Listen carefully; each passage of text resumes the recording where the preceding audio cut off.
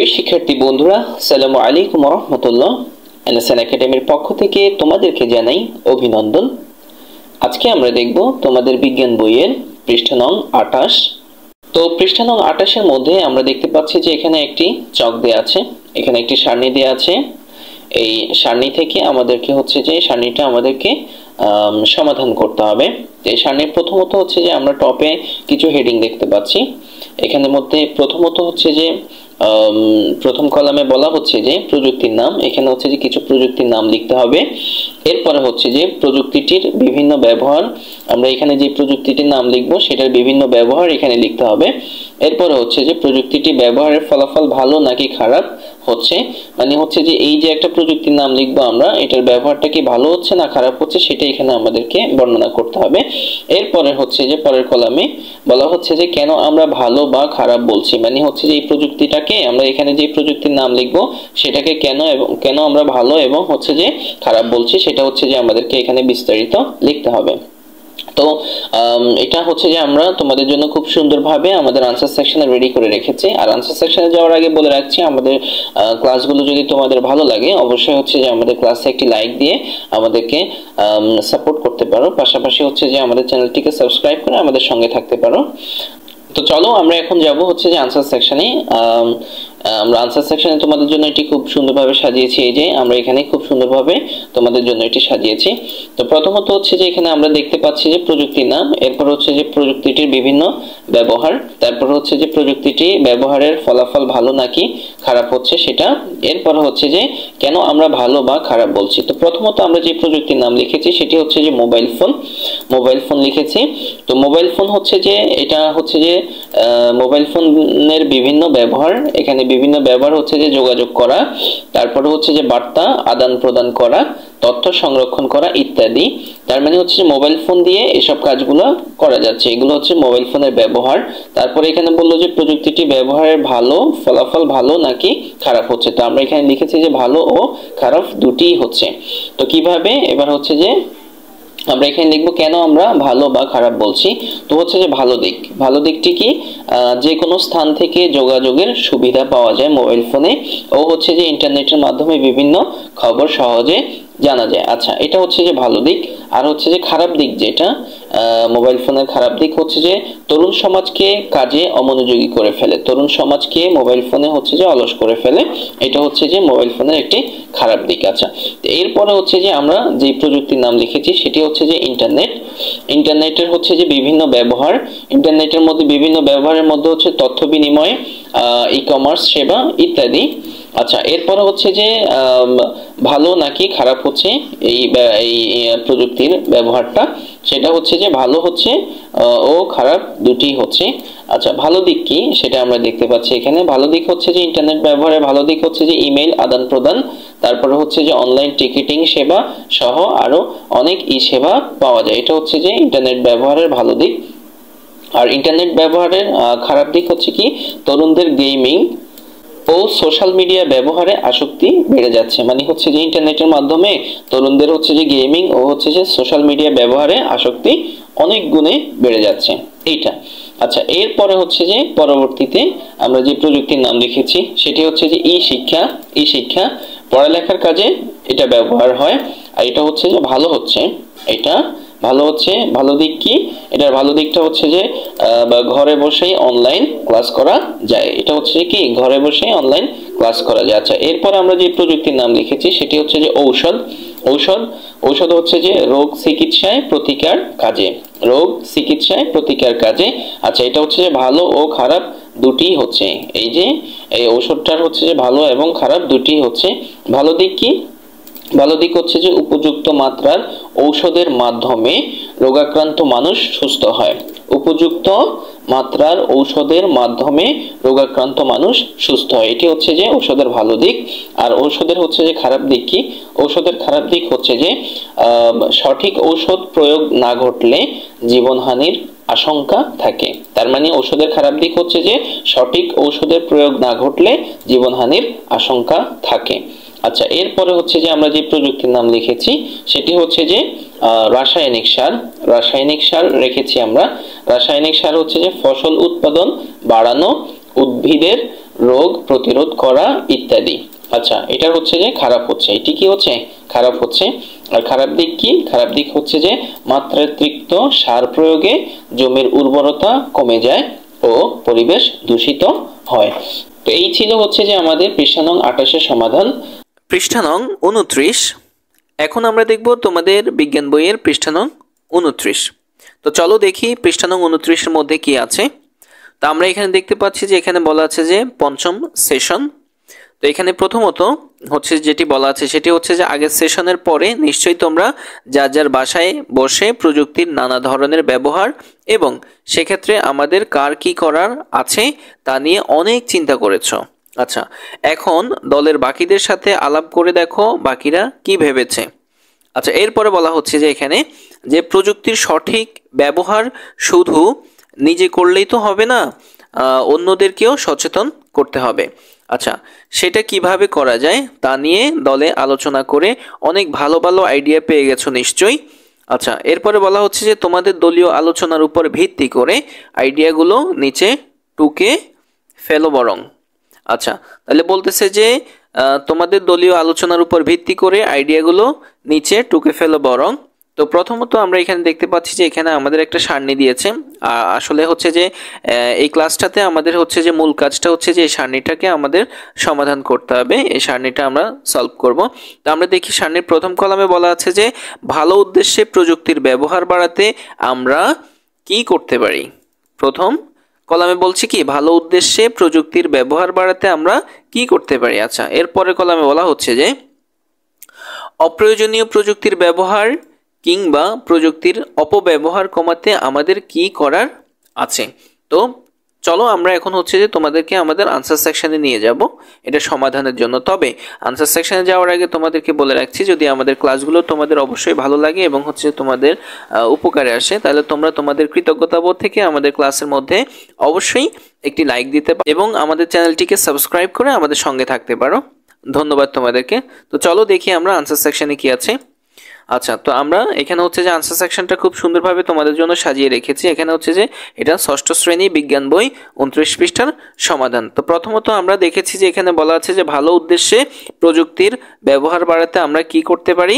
তারপর হচ্ছে যে অপ্রয়োজনীয় প্রযুক্তির ব্যবহার কিংবা প্রযুক্তির অপব্যবহার কমাতে আমাদের কি করার আছে। তো প্রথমত হচ্ছে যে এক নম্বরে আমরা যেটা লিখেছি সেটি হচ্ছে যে কানে হেডফোন না লাগিয়ে স্মার্টফোনে কথা বলা বা হচ্ছে যে ভিডিও দেখা। কানে হেডফোন না লাগিয়ে স্মার্টফোনে কথা বলা বা ভিডিও দেখা। আচ্ছা, তো পরবর্তী কলামে আমরা দেখতে পাচ্ছি যে এখানে এক নম্বরে হচ্ছে যে অপচনশীল পলিথিনের ব্যবহার বন্ধ করে কাপড়ের বা চটের ব্যাগের প্রচলন করা। আচ্ছা, এরপরে 2 নম্বরে আমরা যেটি দেখতে পাচ্ছি, 2 নম্বরে হচ্ছে যে অন্ধকার ঘরে mobile phone, television, computer, laptop ইত্যাদি ব্যবহার না করা। আচ্ছা, পরবর্তী কলামে 2 নম্বরে আমরা যেটি দেখতে পাচ্ছি সেটি হচ্ছে যে প্রয়োজনীয় কাজ ছাড়া মোবাইল ফোন ও কম্পিউটারের ব্যবহার কমিয়ে শরীরচর্চা ও খেলাধুলার প্রতি আগ্রহী হওয়া। আচ্ছা, এরপরে হচ্ছে যে 3 নম্বর কলামে আমরা যেটি দেখতে পাচ্ছি, 3 নম্বর কলামে এখানে হচ্ছে যে কৃষি জমি ফসল উৎপাদনের জন্য রাসায়নিক সারের পরিবর্তে জৈব সার ব্যবহার করা। এরপরে হচ্ছে যে 3 নম্বর কলামে হচ্ছে যে বিদ্যুৎ শক্তি সংরক্ষণের জন্য প্রয়োজন ছাড়া বৈদ্যুতিক বাতি, বৈদ্যুতিক পাখা, এয়ার কন্ডিশনার ব্যবহার না করা। আচ্ছা, তো এরপরে হচ্ছে যে আমরা 4র্থ কলামে যেটি দেখতে পাচ্ছি সেটি হচ্ছে যে বিশ্বের বিখ্যাত লেখকের বই পড়তে ও ডাউনলোড করতে ইন্টারনেটের মাধ্যমে ই-বুকের সুবিধা নেওয়া। আর এখানে বলা হচ্ছে যে সামাজিক যোগাযোগের মাধ্যমে অপপ্রচার বন্ধে এ বিষয়ে আলোচনা করা। আচ্ছা, এরপরে হচ্ছে যে 5 নম্বরে যেটি সময়ের ব্যস্ততার কারণে ঘরে বসে ইন্টারনেটের সহায়তায় প্রয়োজনীয় পণ্য ক্রয় বিক্রয় করা। আর এখানে হচ্ছে যে নেশাজাতীয় দ্রব্য ও মাদক আসক্ত থেকে দূরে থাকার জন্য বিদ্যালয়ে বিভিন্ন ক্রীড়া প্রতিযোগিতা এবং বিতর্ক অনুষ্ঠানের আয়োজন করা। এখন আমরা দেখব তোমাদের বিজ্ঞান বইয়ের পৃষ্ঠা নং 30। তো চলো আমরা দেখি পৃষ্ঠা নং 30 এর মধ্যে কি আছে। তো পৃষ্ঠা নং 30 এর মধ্যে আমরা প্রথমত দেখছি যে কিছু ইনস্ট্রাকশন দেয়া আছে। তো এখানে কথাটা হচ্ছে যে আংশিক, সেজন্য হচ্ছে যে আমরা এখান থেকে পড়ার চেষ্টা করব 29 পেজের একদম শেষ থেকে।